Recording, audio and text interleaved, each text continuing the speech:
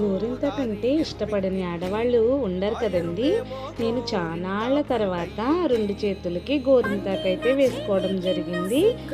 నేనంటే నేను కాదండోయ్, ఒక చేతికి రెండో చేతికి కూడా ఈసారి మా అమ్మాయే వేసింది. పూర్వం అని కాదు, ఒక 5 ఇయర్స్ బ్యాక్ అయితే అసలు గోరింతాకు అప్పటిదాకా ప్రతి సంవత్సరం నేను పెట్టుకుంటూనే ఉండేదాన్నండి, ఆకు గోరింతాకు. అయితే తర్వాత బిజీ అయిపోవడం, ఇంట్రెస్ట్ తగ్గిపోవడంతో ఇంకా ఎవరన్నా ఇస్తే పెట్టుకునేదాన్ని, లేకపోతే లేదు. వెళ్ళి తెచ్చుకోవాలి అన్న యావైతే మట్టికి ఉండేది కాదు.